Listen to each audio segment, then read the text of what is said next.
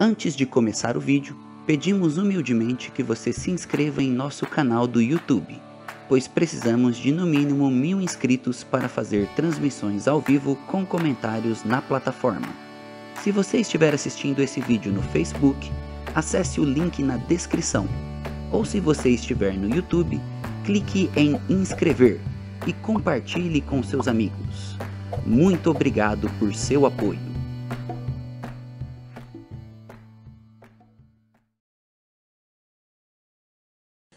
Bem-vindo à aula 11. Realmente estamos caminhando ligeiro nesse estudo do livro de Apocalipse. Hoje nós vamos cobrir capítulos 19 e 20.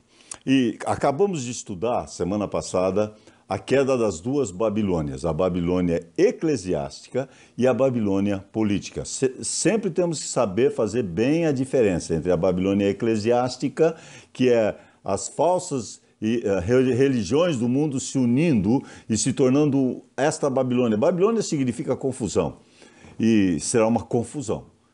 E observamos que o anticristo vai aproveitar. No começo ela vai estar montada na besta, mas daí a besta vai dar o coice e observamos e também no final como que o anticristo só vai usar, abusar e depois chutar. Mas aí entramos no capítulo 18, e o 18 fala sobre uma outra Babilônia, que é a Babilônia política ou econômica. E essa Babilônia será uma grande cidade. E vemos que esta grande cidade, não sabemos exatamente que cidade é esta, mas ela será levantada como a cidade, o centro comercial do mundo. E quando ela cai, o mundo todo vai cair numa tristeza muito grande, haverá choro muito grande com a queda da Babilônia política. Então agora chegamos no capítulo 19. E no capítulo 19 temos as 4 aleluias. E observem, depois dessas coisas, ouvi no céu como grande voz de numerosa multidão dizendo: Aleluia! Aleluia! Parece aleluia de Handel aqui agora. A salvação e a glória e o poder são de nosso Deus. Essa aqui é a primeira aleluia. Porque verdadeiros e justos são os seus juízos, pois julgou a grande meretriz que corrompia a terra com a sua prostituição, e das mãos dela vingou o sangue dos seus servos. Quando diz aqui, depois destas, no verso 1, significa depois da destruição da Babilônia mística e comercial. As duas primeiras aleluias são devidas a esses dois acontecimentos. E aqui temos também uma forma de um coro aqui, um salmo. E veja que está dizendo, alegrai-vos, a salvação, a glória e o poder são de nosso Deus, verdadeiros são os seus juízos. Está parecendo os salmos, não é? Mas daí na segunda aleluia também está, segunda vez disseram aleluia, mas aí fala a fumaça sobe pelos séculos dos séculos. E quando fala da fumaça, é justamente mostrando o capítulo 18, que é a Babilônia econômica ou política, que vai ser destruída, e daí a fumaça vai ser vista por todos os pilotos do mar, os marinheiros. Então aqui diz, e a fumaça sobe pelos séculos. Daí observem os 24 anciãos, que representam a igreja, e os 4 seres viventes se prostram e adoram a Deus, que se acha sentado no trono, dizendo, Amém, Aleluia! Saiu uma outra voz do trono exclamando, dai louvores ao nosso Deus, todos os seus servos, os que temeis, os pequenos e os grandes. Então, aqui nós observamos as aleluias, as duas primeiras aleluias, devido aos dois acontecimentos, respectivamente, a destruição da Babilônia política e eclesiástica. A terceira aleluia proferida por os 24 anciões, lembrando, os 24 anciões representam a igreja. E a quarta aleluia é proferida por uma grande multidão. Agora, notem que esta palavra aleluia vem do hebraico haleluja, aleluia, que significa louvor a Jeová, ou louvor ao Senhor. Ela é repetida somente 4 vezes no Novo Testamento, que é justamente aqui, nesse texto. No Velho Testamento é repetido 24 vezes. Nós temos os salmos das aleluias, que são os salmos da peregrinação, 121, 122, 123, aquela sequência de salmos. Lá é repetida 24 vezes o termo aleluia, que significa louvor a Jeová.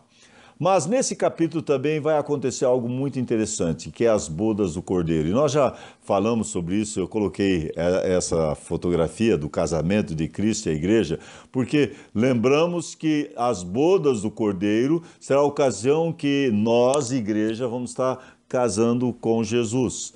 Então, chegando no versículo 6, deixa eu ler o 6, que fala sobre a última aleluia, depois nós entramos nas bodas. O 6 diz, então ouvi uma como voz de numerosa multidão, dizendo, aleluia! Essa é a quarta aleluia. Pois reina o Senhor nosso Deus Todo-Poderoso. Mas daí diz, alegremo-nos, exultemo-nos e demos-lhe glória, pois é chegada as bodas do Cordeiro. E temos as bodas do Cordeiro, daí temos a ceia das bodas do Cordeiro. As bodas do Cordeiro é o casamento em si. Mas observe que já aqui é descrito como que essa esposa é enfeitada. Diz, como a esposa a si mesma se ataviou, se enfeitou. Pois lhe foi dado vestir-se de linho finíssimo, resplandecente e puro. Porque o linho finíssimo são os atos de justiça dos santos. O linho finíssimo representa nossas obras, tudo que nós fizemos. E nós vamos ser vestidos de acordo com as nossas obras. Então, aqui temos as bodas do Cordeiro. Mas em seguida tem o casamento. E por isso que diz, então me falou o anjo, escreve, bem-aventurado aqueles que são chamados à ceia das bodas do Cordeiro. E acrescentou, são essas verdadeiras palavras de Deus. Deixa eu fazer uma explicação sobre isso. Toda essa cerimônia segue o costume dos casamentos antigos.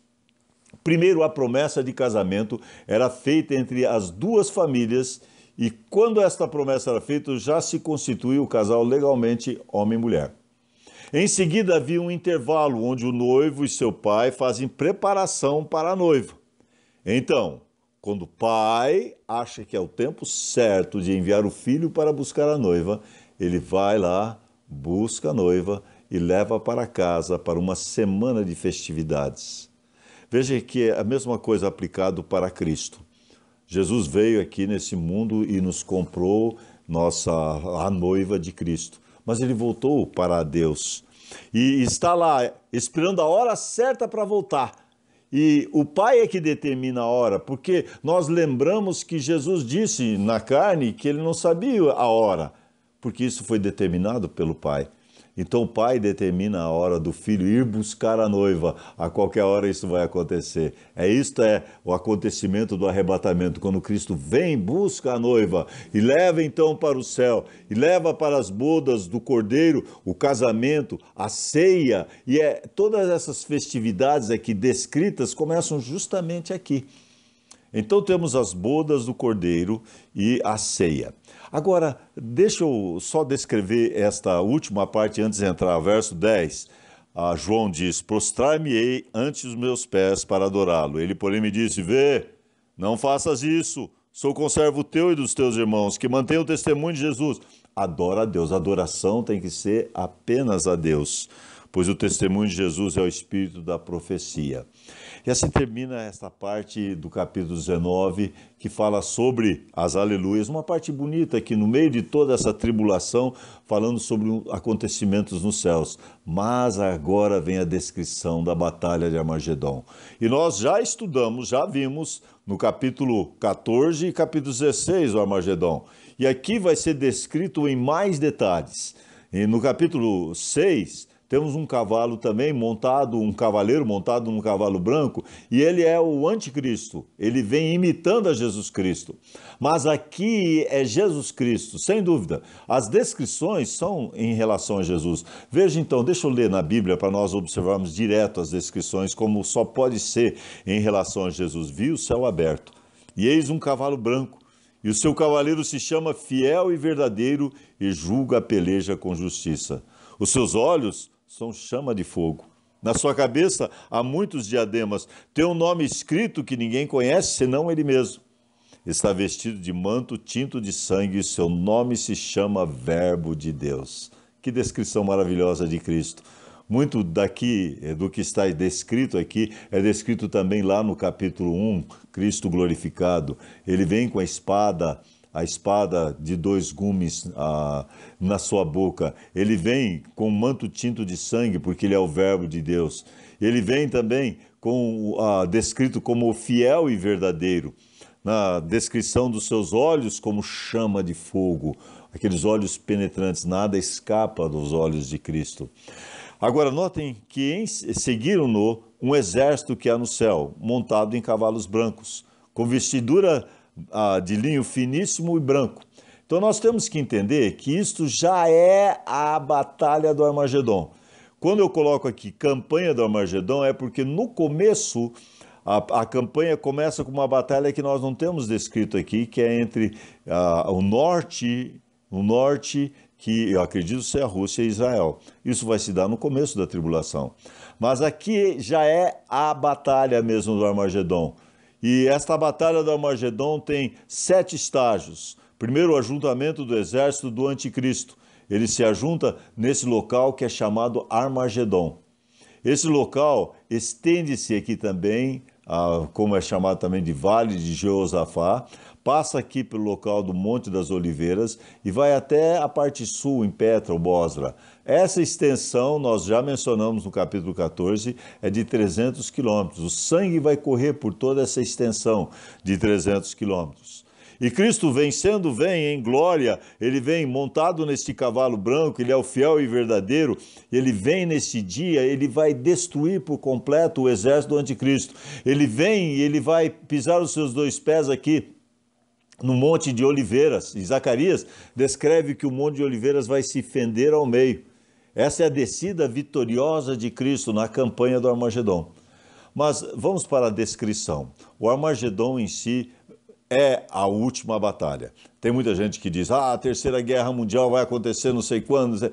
É a última batalha. E essa última guerra, podemos dizer, vai se dar bem aqui no final da tribulação. Eu coloquei o ABC profético para que nós pudéssemos recordar até aqui. E é bom fazermos essa pausa e recordarmos. Deixa eu tomar um pouquinho d'água para nós fazermos a recordação. Lembra, desde o começo, vamos lá recordar rapidinho. Letra A, dispensação da lei. Letra B, morte de Cristo. Letra C, ascensão de Cristo. Letra D, é Pentecostes, ou descida do Espírito Santo. Letra E é o sacerdócio de Cristo. Lembra, Jesus Cristo está lá no céu, intercedendo por nós. Ele é o nosso advogado que está nos defendendo. Daí, letra F, aqui é o tempo que nós vivemos. Isso aqui representa a igreja, que é o tempo que nós vivemos, a dispensação da graça, o tempo da igreja. A qualquer instante vai acontecer letra G, que é o arrebatamento. Cristo vem para buscar a sua igreja. Nesse acontecimento, nós vamos encontrar com Cristo nos ares, nas nuvens. Nós estaremos para sempre com o Senhor dali em diante. Letra H, temos o tribunal de Cristo. Aqui nós vamos ser julgados conforme as nossas obras. Lembre que aqui tem as 5 coroas. Temos madeira, feno e palha, ouro, prata e pedras preciosas. Letra I, as bodas do Cordeiro, já no capítulo 19, que acabamos de explicar. Daí temos os acontecimentos, a letra J é o que nós vamos voltar aqui para ele, mas daí temos alguns dos acontecimentos durante o período da tribulação. E aqui nesse gráficozinho, selecionamos só 6 acontecimentos. Letra K, os 4 cavaleiros de Apocalipse. L, os selos. Depois, M, a besta que emerge do mar. N, as 2 Babilônias. Daí temos a letra O. E justamente aqui, letra O, que vai acontecer o Armagedon. Daqui em diante eu vou explicar um pouquinho mais para frente. Mas nós conseguimos então chegar nesse gráfico até a letra O. E agora em diante vamos para o julgamento da besta e o falso profeta e os acontecimentos que introduzem o milênio. Mas vamos olhar aqui capítulo 19, versículos... deixa eu ler verso 17 em diante. Ou melhor, 15 em diante. Eu mencionei, mas rapidamente nós precisamos lembrar. Sai da sua boca, da boca de Cristo, uma espada afiada para com ela ferir as nações. E ele mesmo a regerá com cetro de ferro, e pessoalmente pisa o lagar do vinho do furor da ira do Deus Todo-Poderoso. Tem no seu manto, na sua coxa, o nome escrito, Rei dos Reis e Senhor dos Senhores. Então vi um anjo posto em pé no sol e clamou em grande voz, falando às aves que voam sobre a terra, dizendo: reuni-vos para a grande ceia de Deus. Deixa eu explicar uma coisa importante. Aqueles que participam da ceia das bodas do Cordeiro não vão participar aqui da ceia de Deus. A ceia de Deus é para as pessoas que vão ser julgadas no dia do Armagedon. Vai ser uma festa da carne. Vou ler rapidamente para vocês verem. Eu vou dar ênfase na palavra carne. Para que comais carnes de reis, carnes de comandantes, carnes de poderosos. E aí mistura. Carnes de cavalos, carnes de todos, quer livres, quer escravos, pequenos e grandes. Vi a besta e os reis da terra com seus exércitos congregados para pelejarem contra aquele que estava montado no cavalo branco e com seu exército. Nós vamos estar descendo junto com Cristo, porque nós somos aqueles vestidos de linho fino, transparente, mas nós vamos ter que lutar. Jesus Cristo vai vir e destruir. Então veja que Jesus vem, ele é aquele que é montado no cavalo branco, vem e destrói. E aí vem o julgamento da besta e do falso profeta. Verso 20, que está no nosso esboço aqui. Mas a besta foi aprisionada, e com ela o falso profeta que, com os sinais feitos diante dela, seduziu aqueles que receberam a marca da besta e eram os adoradores da imagem. Os dois foram lançados vivos dentro do lago de fogo que arde em enxofre. O restante foram mortos com a espada que saía da boca daquele que estava montado no cavalo, e todas as aves se fartaram das suas carnes. Então temos o julgamento da besta e o falso profeta. O lago de fogo vai ser estreado pela besta e o falso profeta. Isso prova, mais uma vez, que eles são pessoas e não sistemas. O julgamento das nações incrédulas é visto então aqui nessa parte. Será tão grande o morticínio que Deus terá que providenciar um meio para remover os corpos. Ele convoca um anjo para chamar as aves para comer as carnes, evitando a peste. E aí que eles vêm fazer essa festa da carne. Vêm os urubus, todos os abutres, todos os animais carníferos, né? Estarão fazendo essa festa tão grande da carne que é descrita depois que tem esse Armagedon. E assim terminamos o capítulo 19 de Apocalipse. E agora vamos chegar no capítulo 20. No capítulo 20, nós temos que entender que antes de entrar no capítulo 20, tem um julgamento das nações.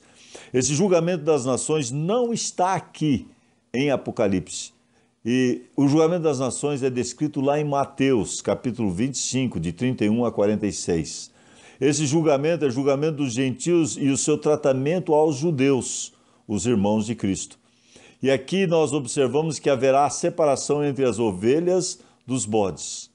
E nessa separação das ovelhas, os bodes já vão para o inferno, e as ovelhas, que são os salvos durante esse período da tribulação. Lembra que haverá uma grande multidão de pessoas salvas, tanto entre os judeus, que haverá um grande avivamento entre os judeus, através do testemunho das 144 mil e das duas testemunhas, e haverá também uma grande multidão de pessoas salvas gentílicas que não vão participar do Armagedon. Entre as nações, pessoas salvas, estas são as ovelhas.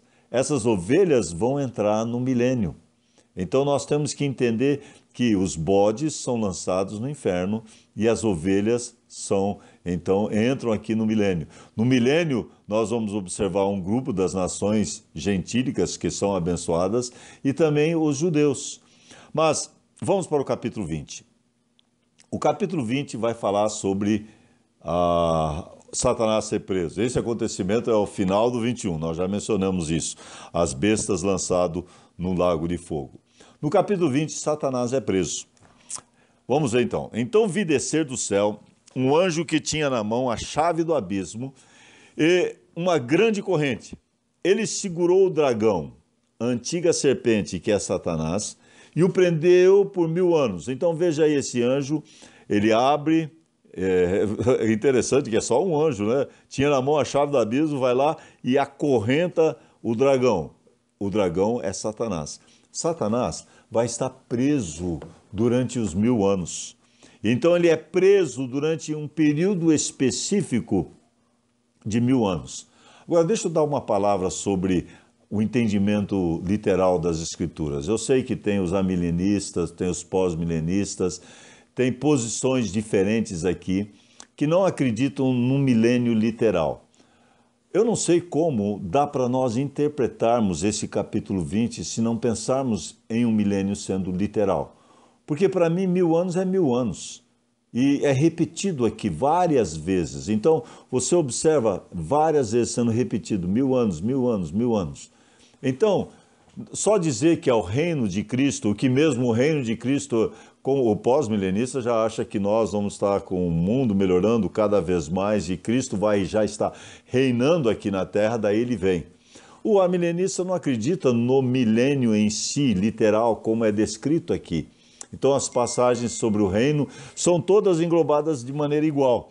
Mas observem que aqui diz 1000 anos, Satanás é preso por 1000 anos. E várias vezes, depois eu vou destacar na medida que eu vou lendo, lançou-o no abismo e fechou, e pôs selo sobre ele, para que não mais enganasse as nações até que se completassem, deixa eu dar ênfase, os 1000 anos. Então 1000 anos é 1000 anos.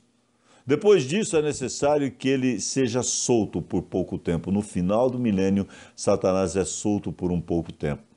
Depois descreve Vitronos, que representa a igreja, e nesses sentaram aqueles que foi dada a autoridade de julgar, nós, a igreja, é dado para nós a autoridade para julgar. Vi as almas dos decapitados por causa do testemunho de Jesus, esses aqui são os santos da tribulação, bem como por causa da palavra de Deus. Também quantos não adoraram a besta. Então é claro que são as pessoas durante a tribulação que não adoraram a besta, nem tampouco a imagem, não receberam a marca na sua fronte, na mão, e viveram e reinaram com Cristo, mais uma vez a ênfase, 1000 anos. Os restantes dos mortos não reviveram até que se completassem os 1000 anos. Esta é a primeira ressurreição. Agora eu preciso explicar para vocês que na Bíblia fala apenas sobre duas ressurreições. A ressurreição para a vida e a ressurreição para a morte.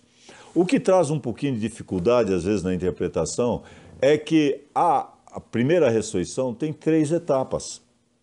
Por que 3 etapas? Porque ela é apresentada como uma grande plantação, onde primeiro tem as primícias, daí tem a grande colheita e daí tem aquele restante. E nós temos que entender a primeira ressurreição nessas 3 fases, podemos chamar. Primeiro Cristo é as primícias dos que dormem. É por isso que lá em 1 Coríntios, capítulo 15, fala sobre versos 23 em diante. Primeiro vem Cristo, as primícias. Depois os que são de Cristo, na sua vinda, esses são de Cristo, é no dia do arrebatamento. Esta é a grande colheita. E a terceira etapa da primeira ressurreição é no final da tribulação, que ainda vai ter um grande número de pessoas salvas que vão ser arrebatadas também e encontrar com o Senhor. Encontrarão com o Senhor e farão parte da primeira ressurreição. Porque entre a primeira ressurreição e a segunda ressurreição passam 1000 anos. Espero que vocês entenderam. Então, observe, primeira ressurreição tem 3 etapas. Cristo, as primícias, os que são na colheita, daí o restante, que é aqueles que vão ser no final da tribulação. Mas observem que diz o verso 6, bem-aventurado e santo aquele que tem parte na primeira ressurreição. Sobre esses a segunda morte não tem autoridade. Pelo contrário, serão sacerdotes de Deus e de Cristo e reinarão com ele, mais uma vez, repete aqui, 1000 anos. Então, não tem dúvida nós entendermos essa parte dos 1000 anos. A primeira ressurreição se realiza 1007 anos antes da segunda ressurreição. É também chamada a ressurreição para a vida. Nesta passagem encontramos 2 grupos de santos. O primeiro grupo é descrito pelas palavras e na medida que eu li, eu já expliquei. Vi também tronos, e nesse se assentaram aqueles os quais foi dado de julgar. E esses tronos representam os anciãos, que representam a igreja. Eles representam a igreja. São a colheita, como eu expliquei para vocês, que serão então arrebatados no dia tão glorioso do arrebatamento da igreja. Mas nós temos que entender que nesse finalzinho do milênio, Satanás vai ser solto. Então, depois desses 1007 anos, incluindo os 7 anos da tribulação, Satanás é solto. Quando, porém, se completarem os 1000 anos, Satanás será solto da sua prisão e sairá a seduzir as nações que há nos 4 cantos da terra, Gog e Magog, a fim de reuni-los para a peleja. O número dessas é como a areia do mar. Mais uma vez, isso que é triste. E nós observamos, eu vou mostrar o gráfico do milênio para nós entendermos melhor isso daqui a pouco, mas nós observamos que mesmo durante o reino perfeito de Cristo aqui na terra, o homem ainda vai ter a carne e ainda vai pecar. Não os que entram no milênio são salvos, mas filhos desses, porque haverá novamente a multiplicação, então haverá um número muito grande de pessoas que vai guardar no seu coração a rebeldia. E quando Satanás é solto pela última vez, ele é solto, ele arrebanha esse grupo, que é como a areia do mar, mostrando que é um número muito grande. E esses vão sitiar o acampamento dos santos, a cidade querida, mas daí vai descer fogo do céu e vai os consumir. O diabo, o sedutor deles, aí é lançado dentro do lago de fogo de enxofre, onde encontram não só a besta, como também o falso profeta, e serão atormentados de dia e de noite pelos séculos dos séculos. Nós já vimos que a besta e o falso profeta é lançado primeiro para experimentar, antes desse período de 1000 anos. Eles são lançados logo então do Armagedon. Mas aí, Satanás, depois de fazer a sua última revolta, ele é preso, não só preso, agora ele é destruído por completo, diz que ele é lançado para dentro do lago de fogo e enxofre. E onde se encontram, então, quem? A besta e o falso profeta, e serão atormentados de dia e noite pelos séculos dos séculos. Bem, agora nós, depois de observarmos o julgamento do Gog e Magog, o julgamento de Satanás, o fim de Satanás agora chegou, por completo, não vai mais estar presente. Então, deixa eu explicar para vocês algumas coisas em relação a esses gráficos que ajudam a gente a colocar isso num prisma certo. Primeiro, nós observamos que a 70ª semana de Daniel é a última semana, e são 70 semanas que são dadas para o povo de Israel. Esta última semana é composta de 7 anos, dividido em 3 anos e meio e 3 anos e meio. Esse é o chamado período da tribulação. Lembra que esse período da tribulação primeira parte é tribulação, a segunda parte é grande tribulação. Então, esse primeiro período, o anticristo aparece, mas ele vem num cavalo branco, apresenta-se como um grande homem, ditador, que vai vir com todas as soluções. Mas no meio da tribulação, ele vai entrar no santuário de Deus. E justamente aqui, no meio da tribulação, que podemos contar como o dia zero. Aqui é que começa a contagem dos 75 dias. E então, depois desse dia zero, você conta o seguinte, tem 1260 dias, que, lembramos, 42 meses, 1260 dias, 3 anos e meio, é a mesma coisa. Então, daqui até o final, que é a revelação de Cristo, na sua segunda vinda, é 1260 dias. Mas ainda há 75 dias, e o livro de Daniel fala sobre esses 75 dias. E é importante observar que esses 75 dias vão acontecer para a purificação do templo e para o julgamento das nações. Nós já mencionamos que para entrar no reino tem que haver esse julgamento das nações, que é a separação das ovelhas dos bodes. E esse período vai levar 45 dias. Então dá um total de 1335 dias. O livro de Daniel fala sobre isso. E eu sei que não era a minha intenção explicar isso agora, mas deixa eu passar para vocês rapidamente só 12 de Daniel.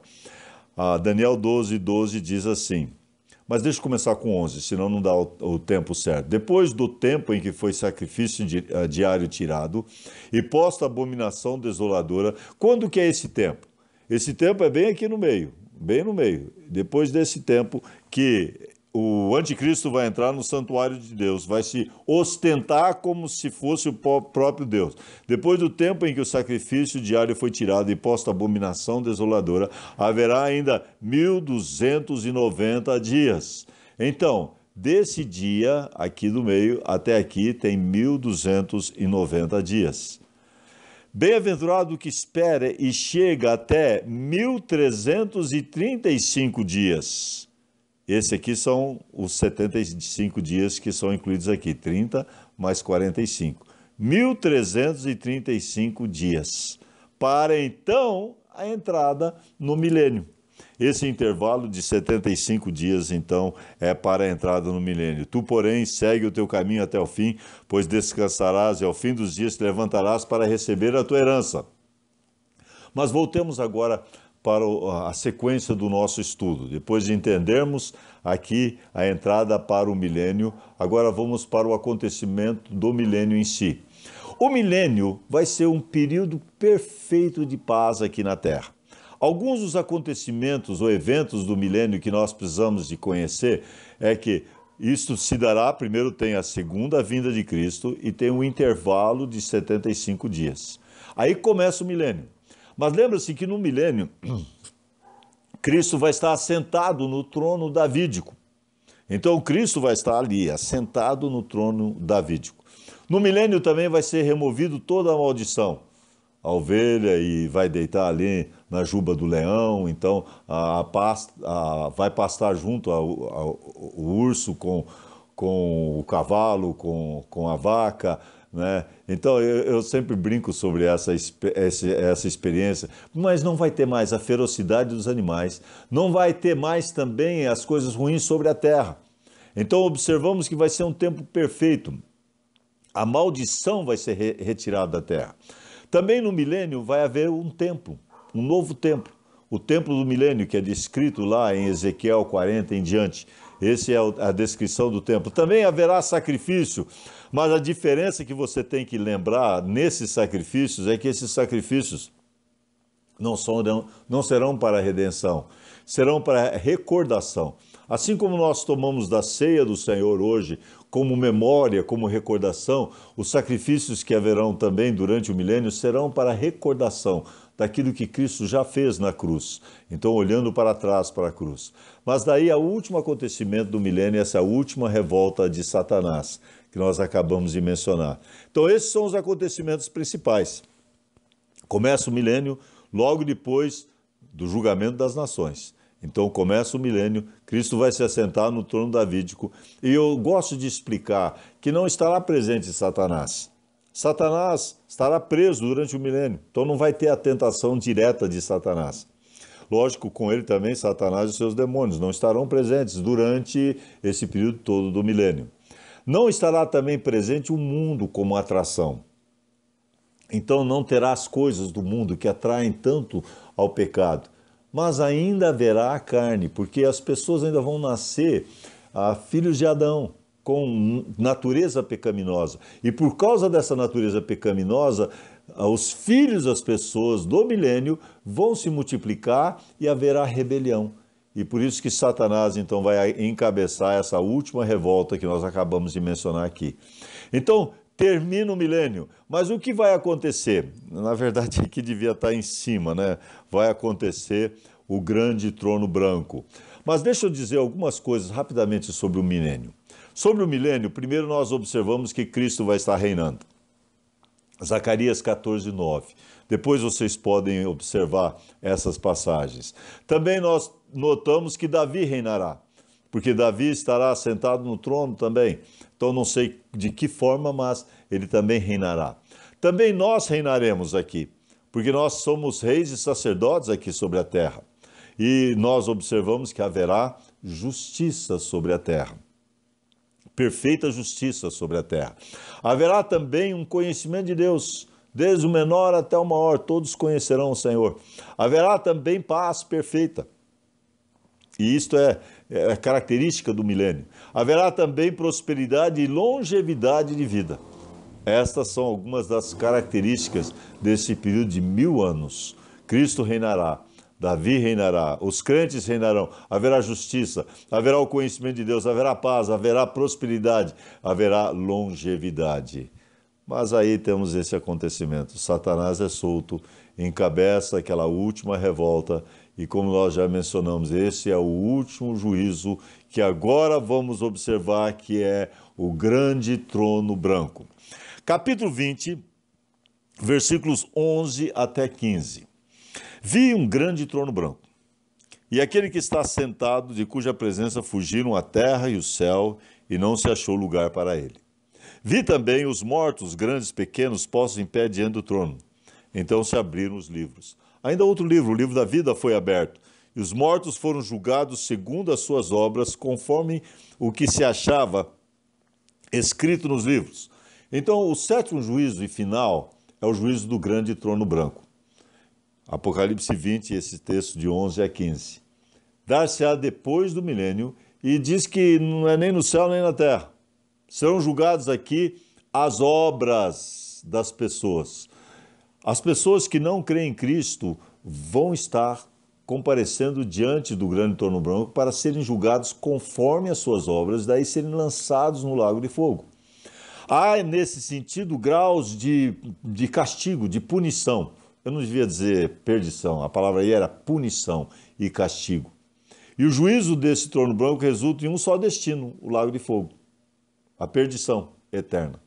Então veja, deu o mar os mortos que nele estavam, a morte e o além entregaram os mortos que neles haviam, e foram julgados um por um, segundo as suas obras.